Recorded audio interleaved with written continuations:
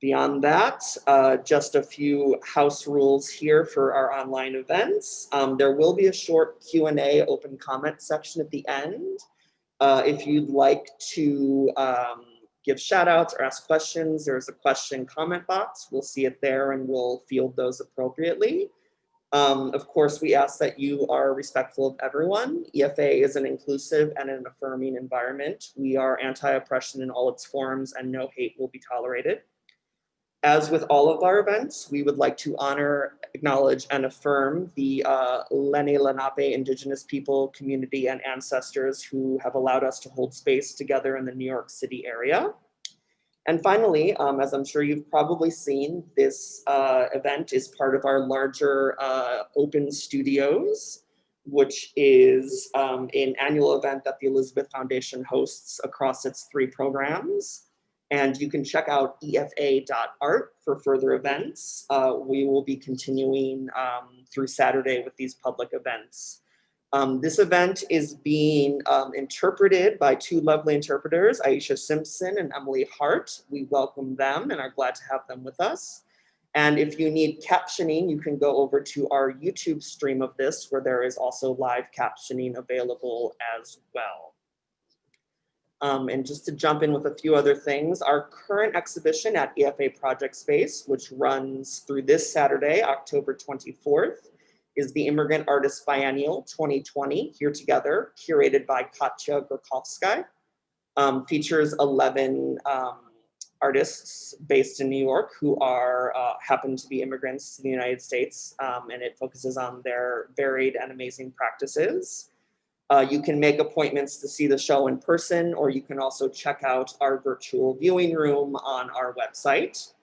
If you also would like to join us this Saturday, October 24th, for our closing event, which will feature 2 performances from artists in the biennial, as well as the launch of the catalog for the exhibition that will be available online and for purchase as well. Tomorrow, if you are on our efa.art special website, we'll be screening videos from 4 of our artists in the biennial. They'll be online, running in a loop, screening all day long. And we look forward to checking those out. Again, that's efa.art. And again, the catalog event, which I previously spoke about, will be Saturday at 6 p.m. You can register for that event via our website, Project Space -EFA NYC.org. Dylan, I think I hand it off to you.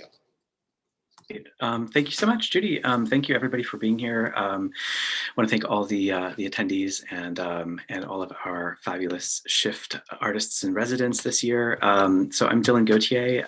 My pronouns are he, him, and I'm the program director for the EFA Project Space program at the Elizabeth Foundation for the Arts.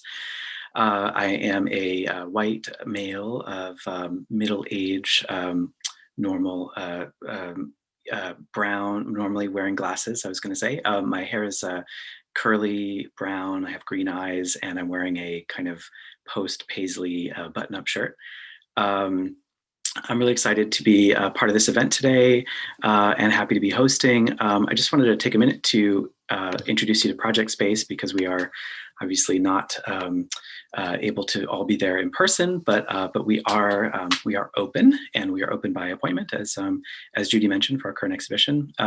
Project Space is a 2,500 square foot gallery. We're located on the 2nd floor of EFA Center at 323 West 39th Street. This is in Midtown Manhattan, or Midtown West, or the Garment District. We present 5 exhibitions and multiple artist projects each year, which are gathered, collated, curated through an annual thematic open call. For 2021 and 2022, the theme of that call is Bright Futures, which is building on the work of the artist Lucchese Brempman Verissimo. We also host SHIFT, a residency for arts workers. This is the only residency program of its kind that we are aware of that is for artists who are also arts workers, and in particular that work in the New York City, greater New York City area for nonprofits in a variety of roles and functions. And so everybody here presenting today can talk to you about what that means and how they balance their life and work as artists, as well as arts administrators, arts educators, independent curators, and the like. We also host curatorial fellowships and an incubator, which is part of our exhibition program. Oh, can you hit the next slide, Judy? Thanks. Great. So this event, of course, is part of EFA's Open Studios program this week, but it's also on the occasion of the culmination of this 2019-2020 very eventful residency year. And we've been working with this amazing group of artists for, I'm going to just say 11 months, because that's how long the program usually is. It's been a bit longer, and that's been great. As I think Judy and I say to each other almost every day, you know, if we had to postpone and delay things with anybody, we were so happy that it was with you all, because you are amazing, and we're so honored to be in conversation with you about your work. So the culminating exhibition, which comes about through the residency, is going to be opening on November 18th at EFA Project Space, and it'll be on view through January 9th of 2021. The title of that exhibition is Permissions, and it's being curated by Maya Suess, who I'll introduce in a moment, and will then introduce the panelists. Judy, can you hit the next slide?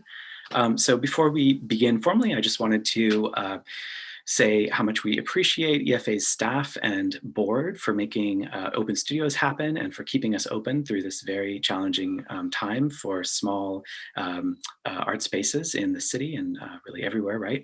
I also want to really signal and thank the incredible devotion and work of Project Space's Curatorial Advisory Council, who are listed there on the left, and of course all of our funders who helped us get through this difficult year, including the Andy Warhol Foundation for the Visual Arts, who have generously funded Project Space's programs over a number of years now.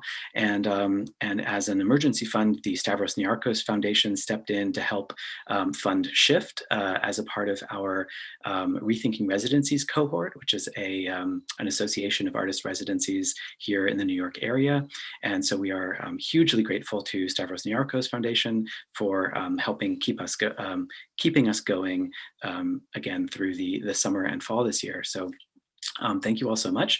Also, we rely on support from very many sources, including from private individuals and friends. And so you can go on EFA's website to the support side if you would like to make a donation and help us continue these programs. Without further, do you want to hit the next slide, I think? Is that great? So without further ado, I did want to say that the SHIFT residency is now entering its 12th year. It was founded by EFA Project Space's founding director, Michelle Levy, as, again, a unique program to support the work of artists who are also arts administrators. And in fact, that definition of artist, arts administrator, arts worker, culture worker has continued to shift and grow over the years. And so that in our definition now includes a wide array of professional capacities that people might have in the arts. So this year, we expanded the program to bring in 8 artists, and who we're going to be hearing from in a moment. And for our cohort that begins this year and runs into next year, we have again expanded the program, and we're hosting 9 arts workers. We're very excited about that. Without further ado, I want to turn it over to Maya Suess, who is a SHIFT alumni, as well as an artist, writer, and arts administrator from unceded Coast Salish territories, who is based in the Lower East Side. In addition to being an artist, Maya works as a radical arts administrator and the managing director of Flux Factory, where she oversees artists in residency programs.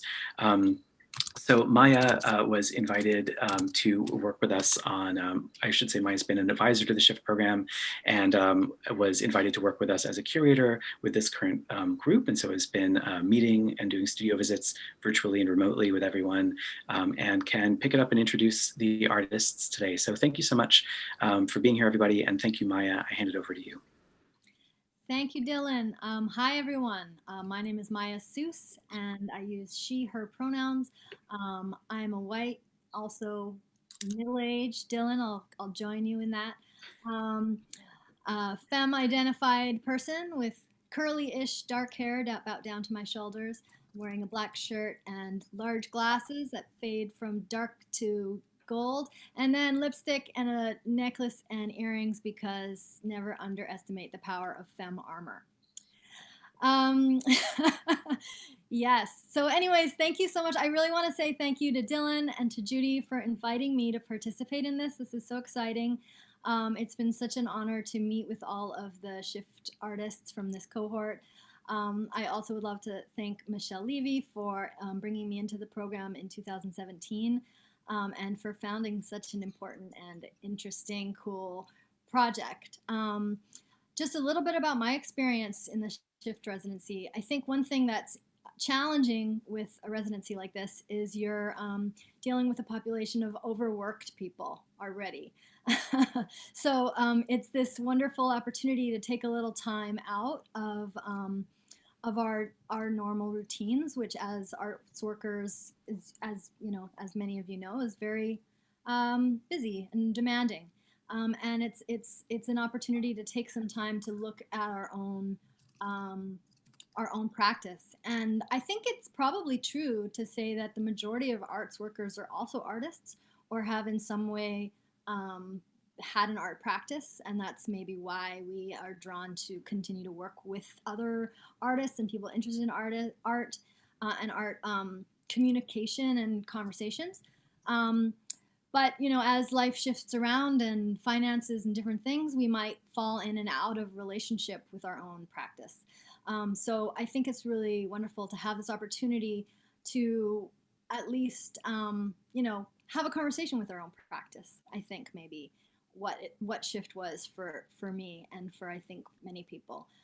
From my cohort and from what I've witnessed over the course of time is some people move towards really wanting to reinvest in their practice, and others maybe don't. And for me, it was a little bit of the opposite. I sort of feel like since SHIFT, my art practice has become much more personal, and in a way, it sort of opened up an opportunity for me to commit more deeply to my administration and my programming and so forth. So it's really for me that I think that that's what it is. It's not the program, and I'm really excited to hear from the artists tonight and hear a bit about your relationships with your practice through this process of SHIFT. And also just to sort of say that for me, it was about that conversation about like, where does my art practice fit for me in my life right now? I think that's what really SHIFT offers. It's a chance to have that conversation. Yeah, I'm really excited about the exhibition that's coming up on November 18th, and that's going to be a soft opening. Then we'll have sort of a more formal opening on December 2nd, which is when there will be a full launch of the exhibition in all its access forms. And Jordan Lord is going to talk a little bit more about that when they talk about their practice within this cohort. And I think it's really exciting how accessibility is being brought to this conversation by Jordan, and how it's being weaved through the exhibition. So I'm really excited for all of you to join us with this conversation, and I hope you really participate and access the exhibition once it's launched after December 2nd in all its forms. So I'll turn it over to Asha, who's our first artist who's going to present tonight. And yeah, thank you again, everyone, for being here. Oh, sorry, Hernease. Hernease is first. I looked in the wrong thing. Here we go. Hernease. Totally fine. Sorry about that. No worries. Yeah, so my name is Hernease. Thank you all so much for being here. And I'm going to thank Judy, Dylan, and Maya for, you know, a bunch of years after this. But to introduce myself, my pronouns are she, her, and I identify as a Black presenting woman. I have dark brown skin, dark brown locks, brown eyes, and I also typically wear glasses, but today I'm wearing my contacts, and I'm wearing a white and black striped button down dress. And yeah, so first slide, please. And I wanted to start with an installation video that I made during a solo exhibition of my ongoing series, which is entitled A Womb of My Own, and in parentheses, Mistakes Were Made in Development, where for 5 years now, I've been crafting my art practice into a space where I can safely reflect and heal from trauma and its and it's an ongoing process. So this is an ongoing series. And how I use my practice, I incorporate the things that I already do in my everyday life to maintain my sanity on a daily basis. So that includes elements of photography, crochet, and music. And what you're seeing on this video are self-portrait photograms that I made in the living room of the apartments that I lived in at the time when I took these. And I also crochet blankets that are the widths of songs that I sing to distress. So I sing a song while I crochet the foundation chain, and I add to it until it is my height. So they're also another element of self-portraiture in the series. That insulation you'll see at the in the middle of that room are 7 arm crocheted blankets, and what you're looking at now are me crocheting through photograms, and those are my feet. So this is me demonstrating in the space how I create little pockets of rest. So I'm actually laying down on other blankets and pillows that I've made and placed underneath these tables so that people can actually come in and lie down. And next slide, please. So when I first applied to SHIFT, I was very honest in my application. Probably the most honest I've ever been in an application process, where I just kind of went on about how I was going through this photo identity crisis, even though I was already working in those other mediums. So here you can see I'm still working with blankets and textiles, but I had started to work with cyanotypes, and the cyanotype process, for those who aren't familiar, is also a photo-based process. It's UV activated, and how I was working with these were on fabric and selectively developing them in my studio after exposing a self-portrait. And it was not feeling as planned. And here on the left, I am sitting on a ladder during an installation of a show last year at the Clemente on the Lower East Side, and I'm crocheting a new cyanotype on silk into the ceiling. And this was the first time I showed this new work with the older work from my WIM series. Next slide. So when I say that these were not feeling as expected, they weren't really behaving as I anticipated a photo process to be, which was, I would say amalgamation of annoying, scary, wonderful, all at the same time. But because I was approaching these as I was approaching my photograms, and the process is a bit slower, it's a bit different. The exposure process for these kind of demand for me to lay down on the fabric or lay down on the substrate for at least 20 minutes. And this is a UV activated process, and I choose to use the sun rather than an artificial type of light.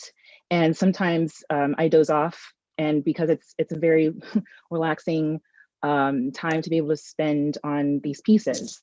So I wanted to selectively develop them, and since cyanotype is such a forgiving process, because you could basically just dunk this in Developer and reveal the image immediately, but instead I wanted to take my time and explore and enjoy the process of the feel of the fabric and how these, how the chemistry was responding to various types of fabrics that I was using. This piece actually started in the SHIFT intensive. So on the left-hand side is the right after exposure, and on the right-hand side, it's still ongoing, it's still shifting, it's in progress, but this is sort of what it it's as closest to what it looks like after selectively developing it now. Next slide. This is a piece that's also still developing, and as you can see on the left-hand side, there's no distinct outline of my body or of me, and what had started happening was I'd begun to abstract the underlying image of my body lying down on top of the canvas. The next slide. And so, oh, there was one. Did I miss one? Yes, this one. Just another example of the ongoing work. The longer I work on them and longer I live with them, the more I've begun to just also enjoy their aesthetic. And then the next one, next slide. And here I'm just showing an actual shift. So there's a shift in the values of how the cyanotype chemistry that's undeveloped actually appears. On the left-hand side is actually the last photo I took before the pandemic close the buildings. This was taken in the EFA studio, and that's an early part of the exposure. And on the right-hand side is what it looks like after I've been working on it for a while. And these will be in the show, not in this iteration, and not flat like this necessarily. But I mean, one of the shifts that is one of the shifts is how I approach these pieces, and I've talked with this throughout the residency, because I used my womb series as a way of coping, and this series has become something that's more of like an excitement, or something that has compelled me to work with them and explore. I've just enjoyed that process, and a bit of this has to do with the absorption of the image that I expected to find in the development process. It's no longer there. So instead of working with an outline, I'm actually just kind of reacquainting myself with this instinctual process without wondering or worrying about this underlying image of my body. And then the last slide is another shift. So this is in the studio, and this is me working on the piece that you just saw at home on my floor. And basically just to say that these are all ongoing pieces, and I have no idea when I'll be officially finished. It's even running into the exhibition, and I've just sort of been thinking about how I'm probably going to leave it up to the cyanotype process as it stops allowing me to transform it and to move it around and to keep developing it. I think the process itself will probably determine when I'm actually finished sort of messing and playing around in there. And that's all. I look forward to talking more with everyone.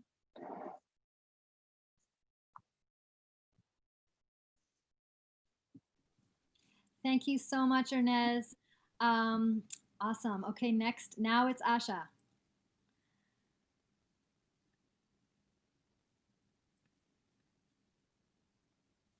Turn it over.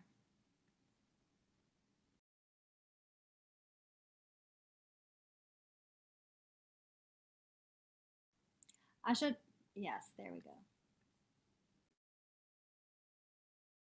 You need to unmute. I think you're muted still. Yeah. I've got it. Am I there now? Yeah, we got you now. Okay, awesome. Hello, everyone. Thank you for joining us. Thank you, EFA, Judy, Dylan, and Maya, for everything that you're doing to help us wrap this very, very strange year up. Okay, so Asha Ganpat, I go by she, her. For those who would benefit by a visual description, I am a middle-aged woman with braids and olive skin, wearing a green dress that you probably cannot see. So there's olive skin all over the place then. All right, so let's see. I am a conceptual sculptor, primarily do installations, a lot of interactive work. Also work with video, photography, often pushing things into sound, light, scent, touch. One of the biggest difficulties I've had with the pandemic is making interactive artwork. I'm used to having things that people will pick up, will touch, will put on, will eat, all these sorts of things. And I kind of have had to find ways around all of that. And then it was really interesting through this pandemic that I felt like I hadn't been doing anything. I felt like I hadn't been getting anything done, and then making a list of the works that I had been doing. It's been pretty wonderful, starting out with some postcards that I made that I was sending out to people, and then starting to leave walking labyrinths in public spaces for people to stumble upon, wonder what they are, and just kind of leaving these types of kind of like guerrilla meditative public artworks available for people. There was one project where I had to abandon it. I was working on a whole throne and crown of misery because I kind of couldn't take the isolation anymore. And then that just became far too depressing to work on. So I had to chuck that one. And then there was even over the summer, I just packed up and went to New Orleans like for the whole summer. And there I rented a studio because SHIFT was closed for the beginning part of that, and I needed somewhere to work and I had to get out of here. So yeah, I had a studio there, and I worked on one of the biggest pieces of lace that I made so far, and that will be in the exhibition coming up a month from now. A lot of the lace work that I'm doing, it comes from a series called Decorous Violence, which is about sanctioned violence, the ways that we internalize any of our suppression, any of our oppression that we have in society, and just kind of finding a visual representation of these things.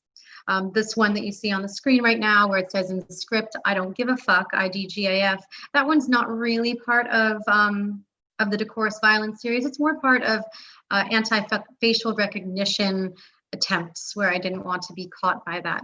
But now we're all wearing masks, so I believe that we're probably moving into the type of identification that has to do with gait, because our walk is far more useful to be able to identify who we are, and you don't need to actually see someone's face for that. So unfortunate, but we have not gotten away from facial recognition issues.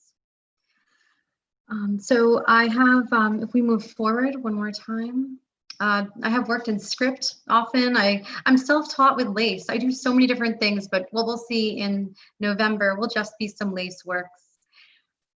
And I started to explore, after spending a lot of time with YouTube and some textbooks and making this, I started to work in script and working with curses, because lace always just seemed like a big fuck you to everyone in society that's not part of that echelon. So I really enjoy making these things and having these pseudo doilies present themselves as the embodiment of what the lace is really saying to you.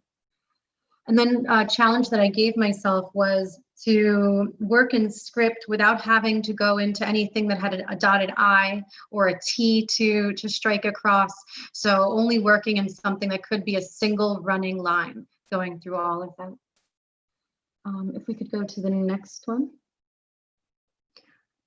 These are more, this one is, many of them actually remove the gaze in this Decorous Violence series, where you no longer are able to give someone or hurt someone with or put upon another the power of your gaze, of direct eye contact, of letting someone know that you're looking at them directly, that exactly what part of them that you're looking at. With these, they actually remove any of that power and turn the person into a much more,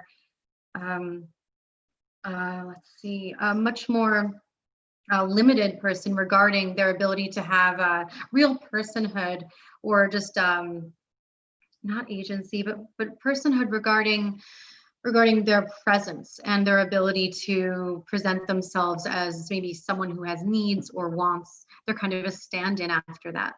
Also with these masks, it's kind of wonderful. I didn't plan this in the beginning, but I discovered it when I'm wearing them. People cannot tell that we're making eye contact, that it's just something that I seem to have when I'm wearing them or any of that. So other people do feel like they're looking at a blank. And while I'm fully connecting with someone with these on, someone else is not, whoever I'm speaking with. Can we go to the next one, please? All right, so this is a video that does actually have some sound, if we want to turn that on, where it's another piece of lace that I had made, and it is made of wire. It's conductive, and I have attached to it an electronic component behind that makes it so it zaps anyone who touches it. This piece I made last year during the intensive to make a piece that could defend itself from all the people who touch my work. People touch my work so excessively, whether it's interactive or not. And I don't think it's because it's usually interactive. New people seem to do this all the time. So I decided to make a piece that could defend itself. So this one just sits there and just kind of looks beautiful and suspends and hums. And I even named it Do Not Touch, so no one's confused about this. But then people touch it anyway. And then I like to turn it way up too, so it zaps them pretty badly. It's only like static electricity though, not really hurting anyone. All right, well, I guess I hope everyone who's joining us today will check out the exhibition in November, whether in person or virtually. Thank you so much for your time. Thank you, Asha. Next up is Guido. Passing it off to you, Guido. Yeah, well, hi, my name is Guido Garaycochea, and well, first of all, I want to thank the SHIFT and EFA, for this wonderful opportunity to meet all these wonderful artists. and share a studio with them, you know, good moments, and feel like home here in this artist community. So thank you so much. Well, I am middle-aged, Latino, brown, dark hair, with I guess a strong accent. I was born in Peru, and my pronouns are he, him, and his, and I am mostly a painter. I came here to this country 17 years ago, and I work in a museum. And I've been trying to prioritize my practice, my art practice, for the last 7 or 8 years. And so this opportunity came at a wonderful time. And I think for now, at least, I got started in the building Elizabeth Foundation, and from where I am right now speaking. And we can start seeing my work. Well, my work deals with questions, concepts to relate, you know, my queer identity. So in a way, I'm very biographical. I try to question, you know, things as sex, gender representation, nudity, as well, and as aspects of gender nonconformity, and societal pressures of imposition of masculinity, toxic masculinity, and manhood. It also looks at how the queer body has had to heal and survive aspects of the status quo impacted by capitalism and worldwide power dynamics. And I'm interested in the normalized binary construction of gender assigned at birth based only by body parts. So my collage deconstruct preconceived and traditional categorizations of gender, pushing the viewer to expand their minds and consider new ones. So said that, one of the practical things of my practice now is that I have to divide my time in between my full-time job and studio time. And I adopted, because of that reason, some years ago, not too long ago, the collage. My collage, that are collage mostly on canvases, that are a mix of cutted images from different magazines, internet, many different sources. And I take those images, and then I put those images together, and I create a new narrative.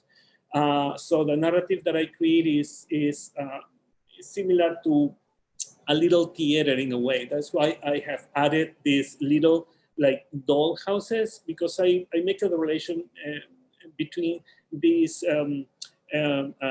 constant performance that we have to have about our gender expressions, and to be accepted in society.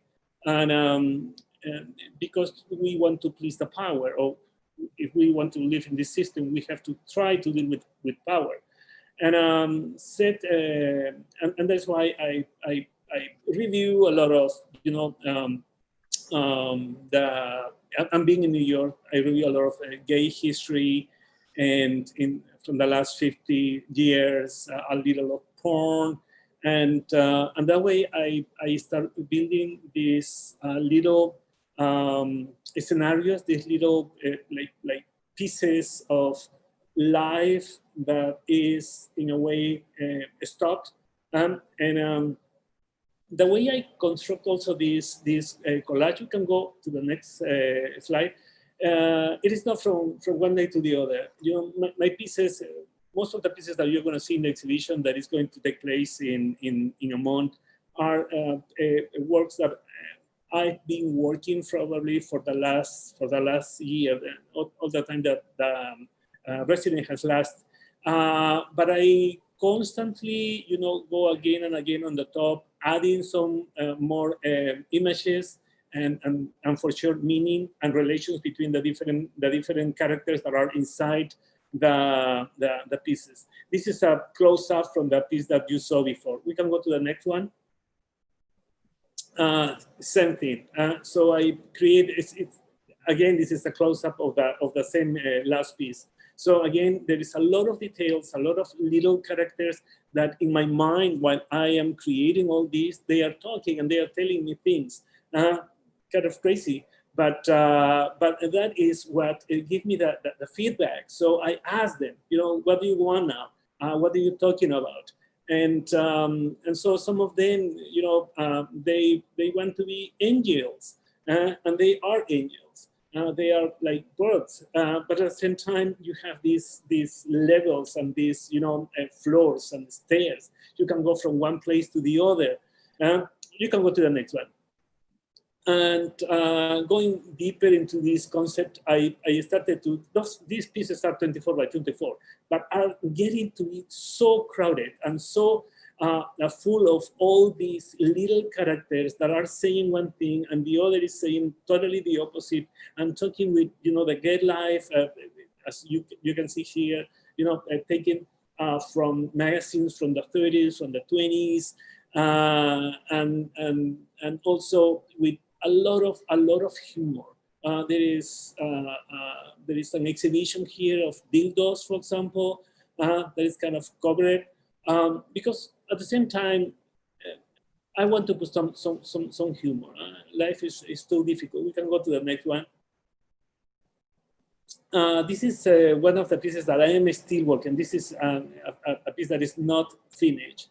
I've been working until late last night in this piece, but I wanted to add it just to give you the feeling of how my work, is in constant progress. So I have added, for example, these curtains, and I have these guys here from a magazine, a sport magazine from the 20s, 1020s. But at the same time, I added also some other characters and pictures and curtains and things like that. Coming also from Latin America, and I grew up there, and I grew up in Lima, Peru, full of these churches that are very Baroque and very, Catholic.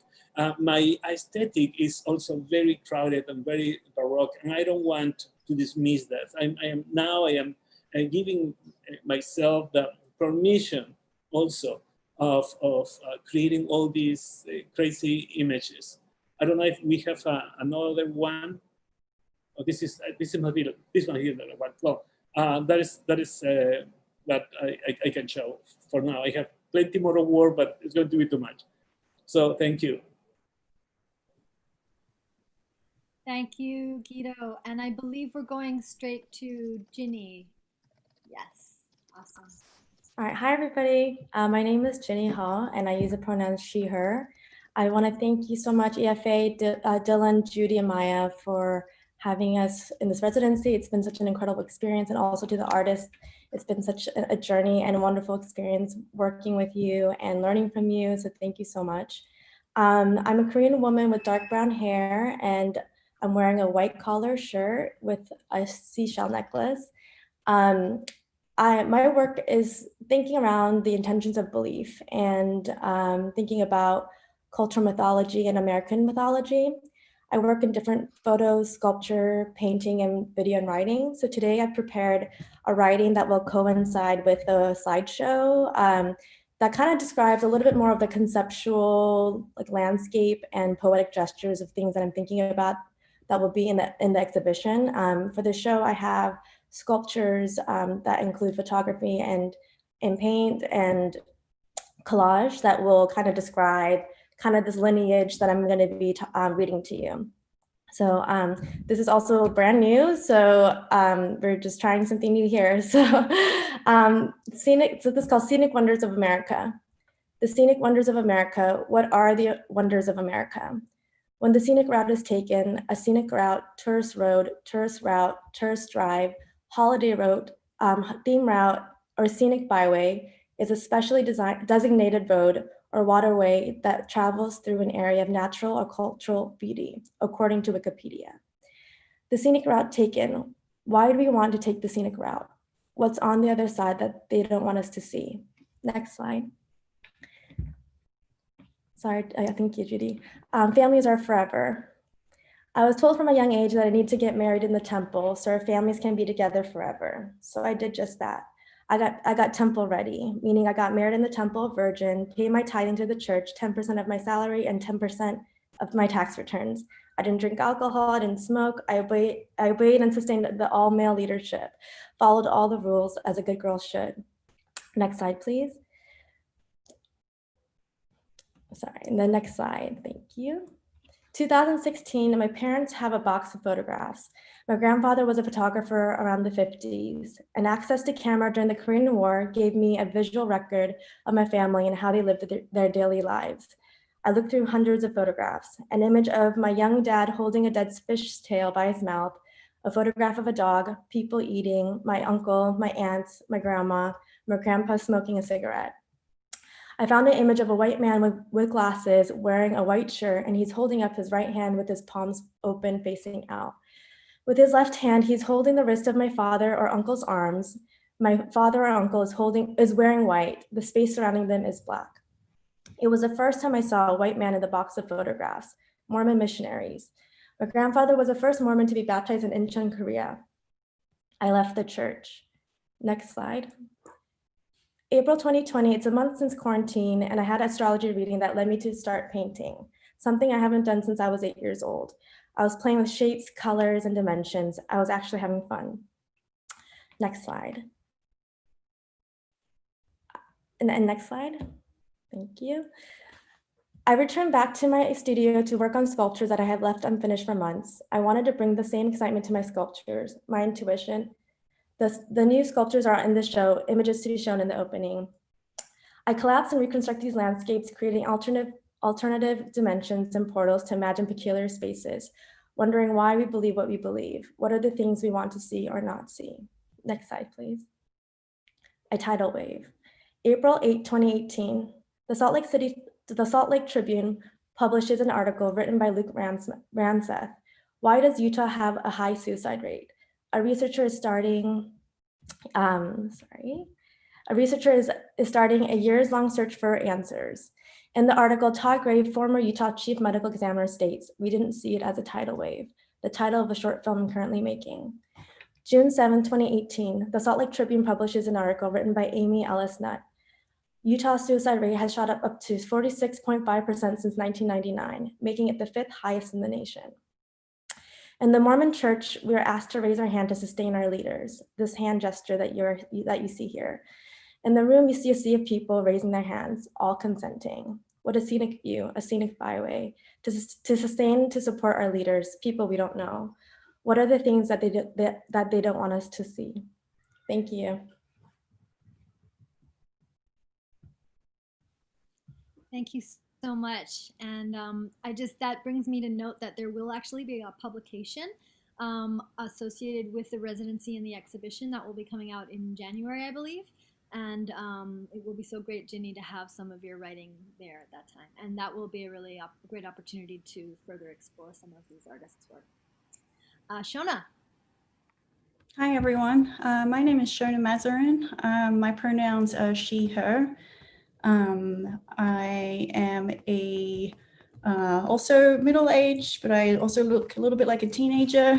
I have long black hair, olive skin, and I'm in my workspace in my home, in my new home in central Pennsylvania, which I moved in September.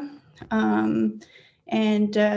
want to say thank you to Judy and Dylan for working with us for this past year or so, and all my fellow cohort, as well as Maya, for this really wonderful year and the next month to come, this culmination of the work that we've been doing.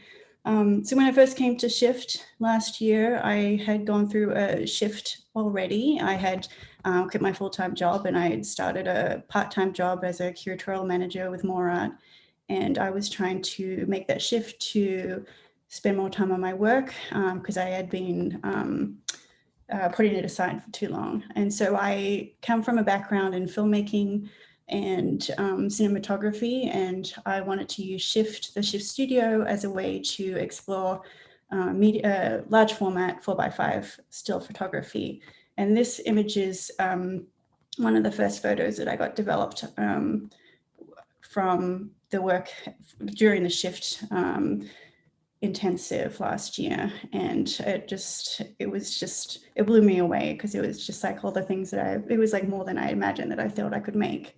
And it was just expanding on my, what I usually make is abstract animations, and it somewhat looks like this, but this just kind of like took it to a new dimension.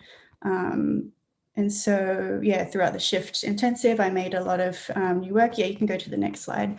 And here's some negatives, some physical negatives that I made throughout the SHIFT intensive that I've been working with for the past year, and also building on top of, and seeing them like this is a number of slides sat on top of one another on a light box, and having the film slides in a physical way like this, I can layer them and kind of see what they look interacting with one another.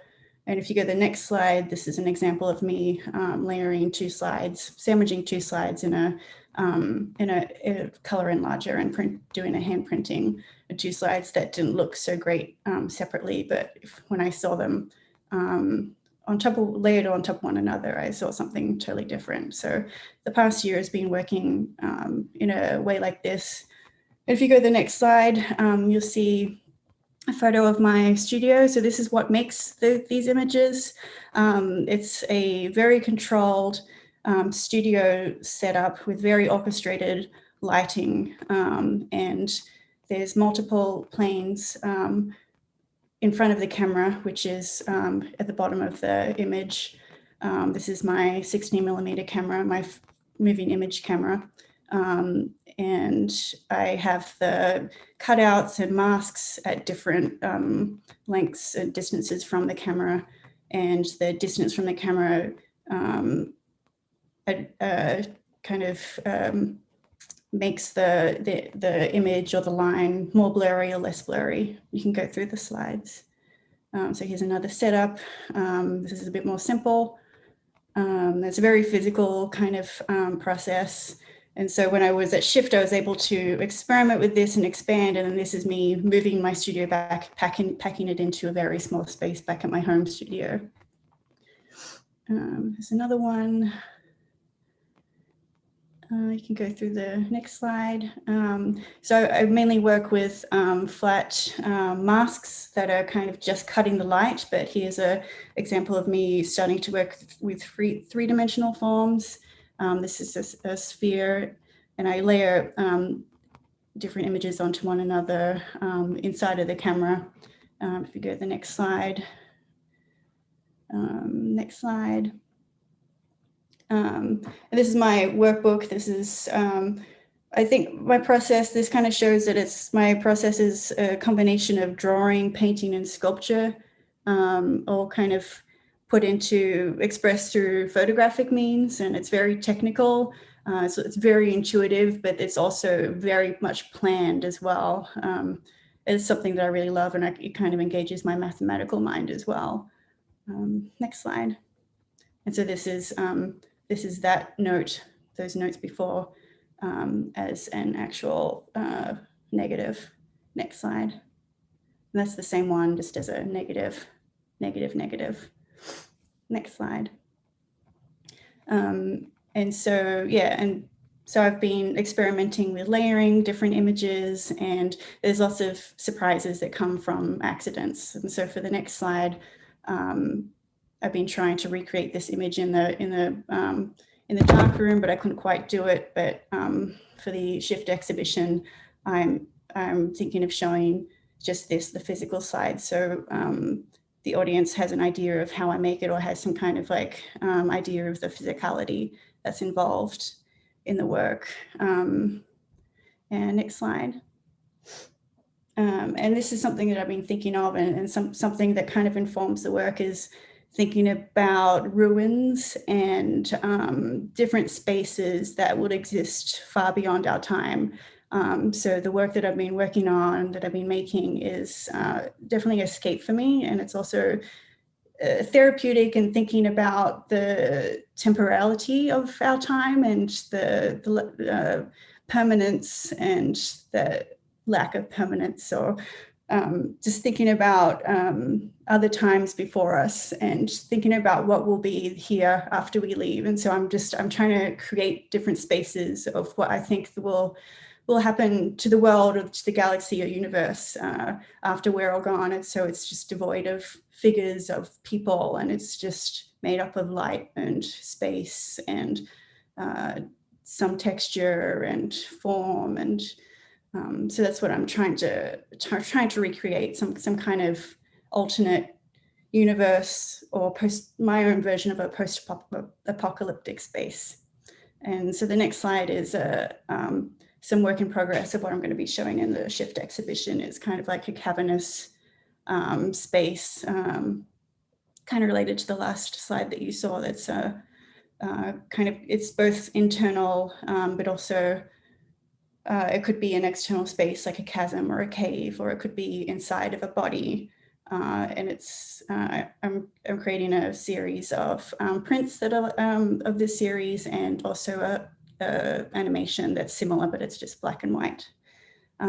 So yeah, I've been making most of this work during the pandemic, and I think without SHIFT, with SHIFT, I really it pushed me into a different level of momentum with my work, and I don't think I would have gotten there without it. And I think that if I wasn't at that certain point when the pandemic started, that I would have been very lost. And so I just really dove into this work, even though sometimes it was very painful to even think about doing work for myself. It was also very therapeutic, and I knew I had to push through it. So that's what this past year has been like for me. So thank you. Thank you so much, Shona. Monika.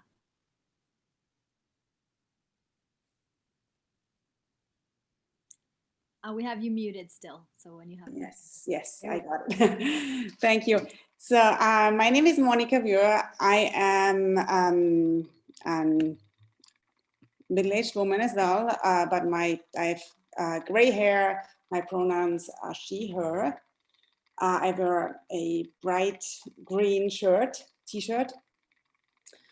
And yeah, same here. I had just an amazing time during this residency.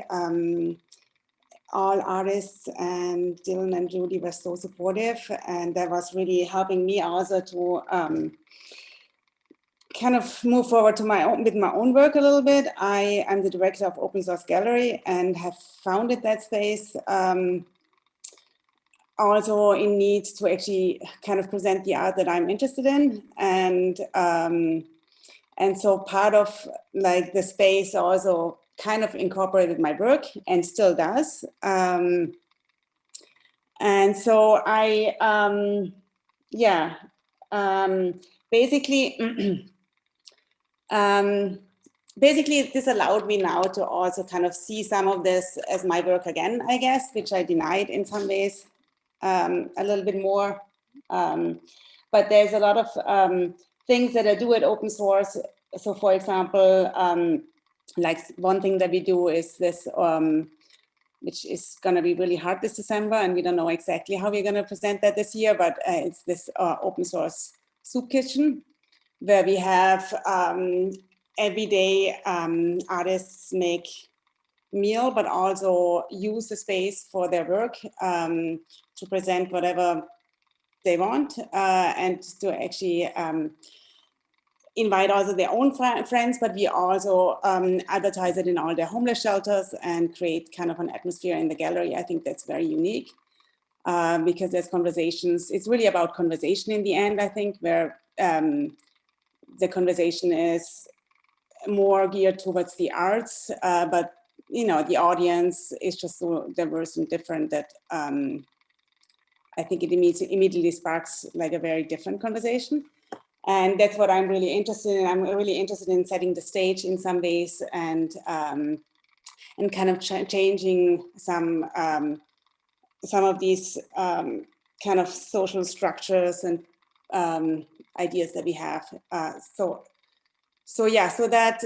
that is my work, and I've done it also previous of open source. I've done that also in a lot of different pieces like that, where I basically include a lot of people and just kind of like create happenings. And yes, and so what are the other thing that I have been now doing a lot, and what was now a big deal, the reason why I'm really talking so much about open source is also because obviously now with this pandemic, everything changed, and it was a lot of work to actually, or it is still a lot of work to just keep it alive. But also it gave me another opportunity to rethink things. The other thing that we do, we have a huge education program, and that education program is that one part of it is in the summer, where we engage teenagers and kids in like kind of a junkyard. Basically, I collect all the trash with the teenagers, and there's so much trash on the street, and also have all these relationships by now with all the businesses around here, where we get wood and other reclaimed things that we can use for our project. And then the kids and teenagers are building all cars out of this trash, and then there's a big derby in the end of this. That's a huge part of our organization, and we had to cancel it this year. So what I did then, I started actually connecting to all the teenagers, and then we started creating an upcycle shop in the gallery. And then through that, obviously all these teenagers were protesting, so was I. We were also starting to actually have more conversations about the current situations. And now my newest project that I developed with these teenagers in some ways is creating all these, creating toilets. They're composting toilets that we put in all different places in New York City right now. I'm obviously not allowed to do this. But I feel like it is a real great project to kind of question the known. Is really our system a system that that we should trust? Is it the right thing to have even like things that we think are so normal, like the canalization? Is that something that is a good idea? You know, really, I feel like you know, I have been with the kids program also. I have been doing a lot of research about the water overflow that we have in New York City. So there is really also obviously some facts, some environmental facts that we just use too much water for this city, and that most of the if it rains and we use the toilets and everything, that immediately everything overflows and just goes straight in the sea. So so the way we are doing these toilets, they are all really only built out of recycled materials. They're all found on the street. They're all taken apart. They're all you know, even through all these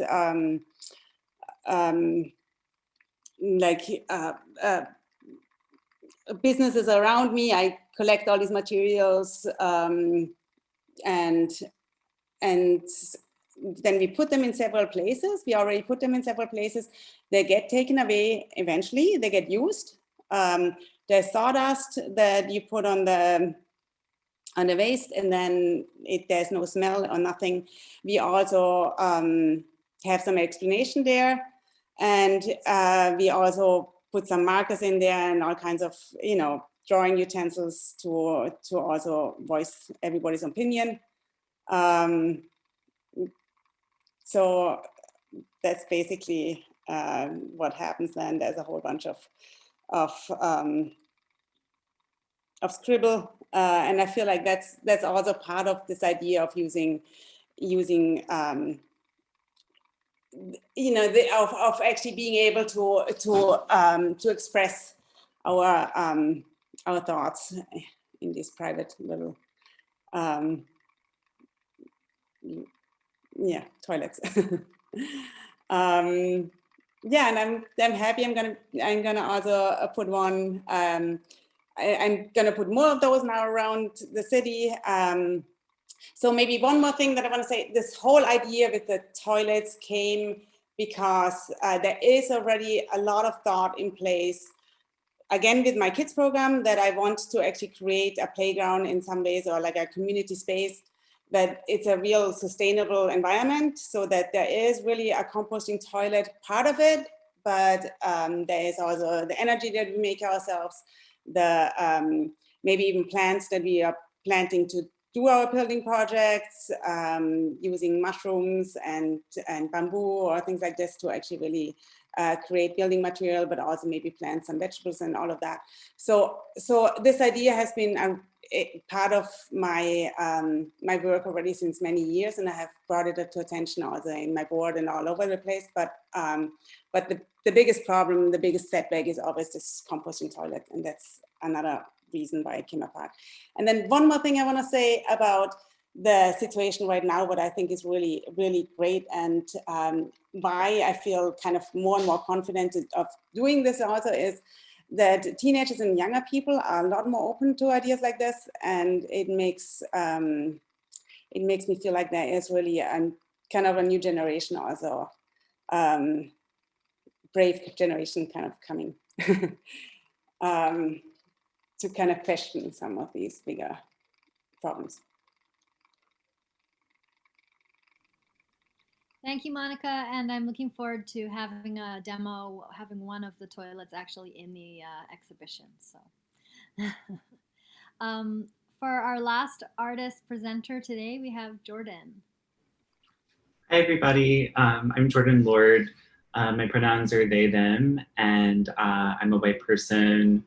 I right now have kind of shortish, thinning brown hair with sort of like the little beginnings of a reddish mustache that like recently grew back. I'm 30 years old, and I feel like it wouldn't be inaccurate to describe me as an otter. And I might even be happy if you did.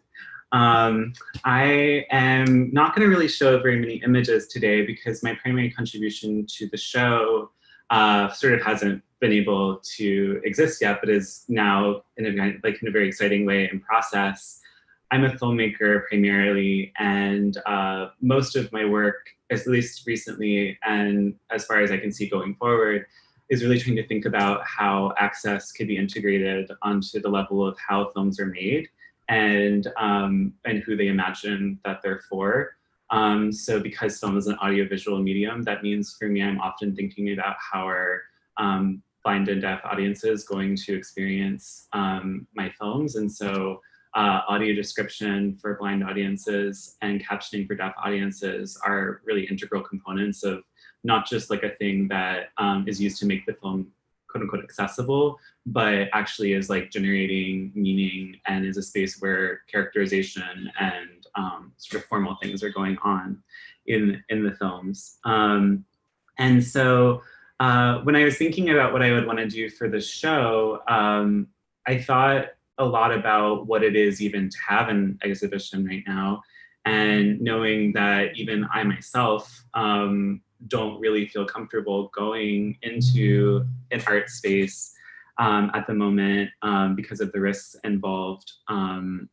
And it's something that I've been thinking quite a lot about, the ways in which access and risk are really intertwined. And so that's something I'll try to talk about at the end. But really the primary contribution that I'm trying to make to this exhibition is to think specifically about how are people who are not going to see the exhibition in person, either for reasons of disability or distance geographically, or time, whatever it might be, how are audiences online going to experience the exhibition? And so I'm planning on working one-on-one with each of the artists in the show And they've all really, amazingly opened their practices to me to kind of collaborate on imagining what a non-in-person experience of this artwork should be. So that means, having conversations with them about what they're planning to show, getting materials from them of what the show will be eventually, hopefully, also deciding with them how they then want their work to be represented via access. So that might be via image description for blind audiences, captioning, or descriptions of the audio for deaf audiences.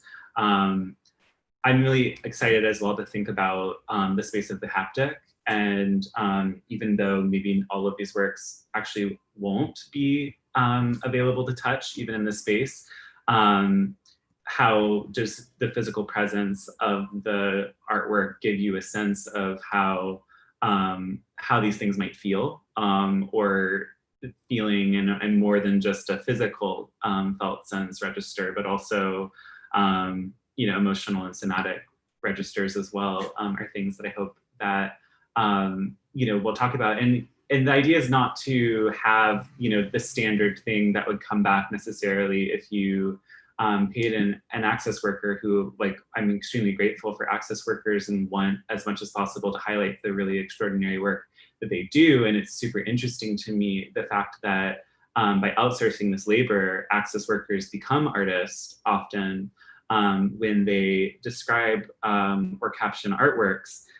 But here, in my role as an artist, I'm trying to think about the creative capacities of access to take these works into another form and make them live for audiences that are already experiencing them, whether they've been thought of in the structuring of the work or not. But here, actually, like, directly addressing those audiences, and in some ways even foregrounding audiences who, their disability may prevent them from being addressed by the audience, by the artist rather. And so the reason why this waiver is on screen is, as I said, my only actual physical contribution to the show of what will be in the space is going to be this ready-made of kind of repurposing this COVID-19 waiver that each of us were given to mediate our participation in the show and give us, give our consent to being exposed to the risk of COVID-19 by being present to install our work in the show. I wanted to underline this so as to kind of make a connection between the ways in which this space of creating access online is really inextricable from the ground that precludes access for many people along lines of risk. And one of the main things that I've felt saddest and angriest about, both in relation to my own level of risk and also the risk of other people that I'm close to, about the way that COVID-19 has been dealt with as a society, and certainly by our governments, is actually through the kind of segregation of people into different risk categories. And the ways in which that segregation of risk actually is not really meant to protect the people who are high risk, but actually sort of defer the responsibility for maintaining that risk onto the people who bear it. And so that's something that I think takes place a lot actually in these dynamics around risk and access, where my access to the space is contingent on me accepting this risk. And so the waiver is there sort of as an active refusal, but also to try to make these connections about what kind of model for risk and access would we want. And I hope that it would be something more like this process that both the EFA staff, Dylan and Judy, Maya as the curator, and also all of the SHIFT cohort have really generously offered up, which is to, oh, I'm so sorry, I didn't see this about the ASL interpreter not being visible. I don't know if there are things I should repeat so as to, I don't know what I said though, also. Great, I'm glad she's visible again. So basically, just to wrap up, you know, I'm hoping that the model of access, that this access work that's only made possible through the shared work of, you know, the Dylan, Judy, Maya, and then all of the SHIFT cohort is really to think instead about like a model for both access and risk that would be shared rather than individuated and segregated in the way that these contracts tend to do. So yeah, that's it for me. And thank you all so much for sticking around and listening. And also thank you so much to everybody who made this event possible.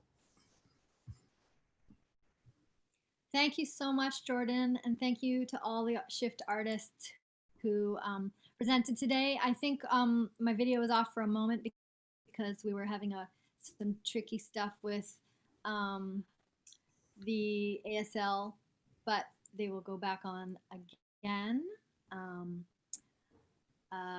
Yes, I'm not able to turn it on myself, so let's see, start my video. There we go. All right, tech challenges in the age of remote everything / Mercury retrograde.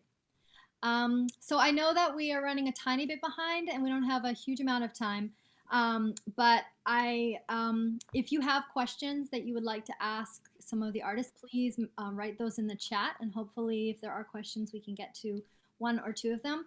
I'm just gonna start also just to the artists. I know that we probably won't have time for everybody to answer, but I have one kind of overarching question I'd like to put to you, and if it strikes any of you to speak to this, that would be great. And then since we don't have a lot of time, let's see if there are any just questions in the chat after. My main question is just that during this time of everything, COVID, isolation, economic upheaval, fear, and questions around access and illness, this moment of reckoning around racial justice and inequity in this country and the world. It's been really exhausting, and I think there's a lot of artists I've been speaking to, and myself and people I know, it's been hard to just think about making work as you might have in a different time. I think this is really interesting for your cohort because as Shona was saying, you know, this is an opportunity, and one of the actual things that the panelist looks at in inviting SHIFT artists is if the artists are at a moment of shift, if this is a good time for them to kind of re-examine their relationship with their practice. So a lot of people coming into this program are already kind of at a moment of like maybe renegotiating their own sense of work, their own work. So my question is, the group of you were in this moment where you're being sort of tasked with making work for a show, and maybe in a way that you hadn't for a while, and at a time when it maybe was really difficult to have to sort of muster the energy, or you're having to rethink that. So was it hard for you to have to engage your practice during this time, or did you find that your practice became a site of solace or a needed outlet during this period? And if you did find it difficult, what did you do? How did you sort of work with your own artistic practice to move through that challenge? That's my question.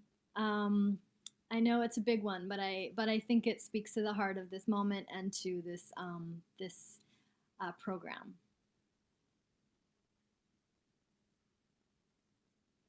Anyone? I'll start. Because I told the cohort during our first pandemic monthly meeting, because I talked about my previous or an ongoing series, but an older series called A Womb, that where I'm using that. It's a tool for my own solace, for where I go when I do need to take care of myself. And I was thinking before the pandemic hit that I was questioning whether or not I even needed that series anymore, especially since I shifted into, or transferred into, start working with a new photo process.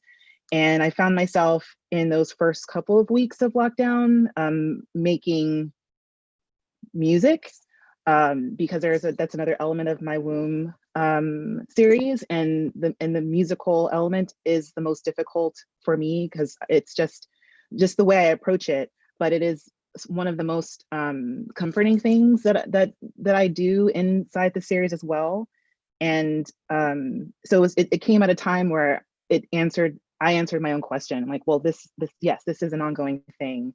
This is something that I can use for as long as I need it, and definitely sort of overlapped the two ways of working, because I'm still making these cyanotype pieces for the exhibition, very much enjoying them, but really, really did need to make work in the way that I had been making it as a way of dealing with all of this. So. Thank you, Hernease. Thank you for kicking it. Anybody else want to tackle that?